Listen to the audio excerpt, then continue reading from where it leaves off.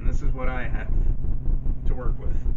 Back over there is the camera and the front lighting. It's Katie's desk with her microscope. And then my soldering and hot glue and such. Above which I have my instrumentation stack. So there's an oscilloscope. Right now I've got one of my two webcams facing the power supply for this little Tesla coil project that's going to be coming along later. Then I have my digital mixed signal oscilloscope. This is actually a USB scope that I bought on eBay for about somewhere between 50 and 75 bucks. It's got a nice little 16 channel logic analyzer on it and two analog channels.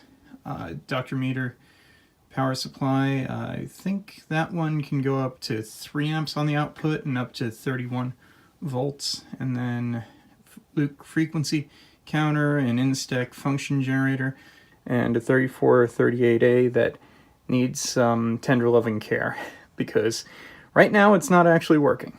So I actually wind up using my little eTech City multimeter far more. And then parts and a storage shelf. And then my overhead view webcam.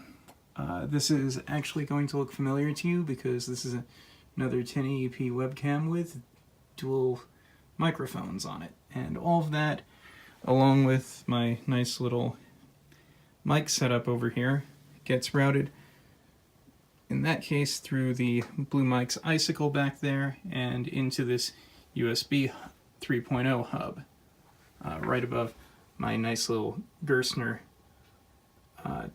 toolbox here. And that comes back over here behind the laptop and screen into the streaming and processing computer, which is over here on the right side. That's the Windows PC. All of this is Mac.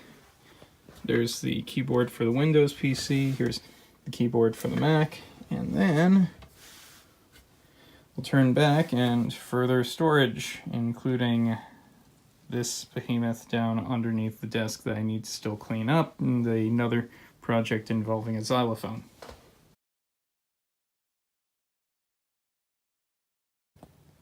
And how could the video be complete without introducing the shop cat par excellence, Kyo.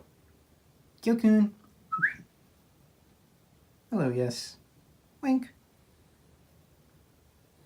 Kyo loves to sit on more than one surface at once.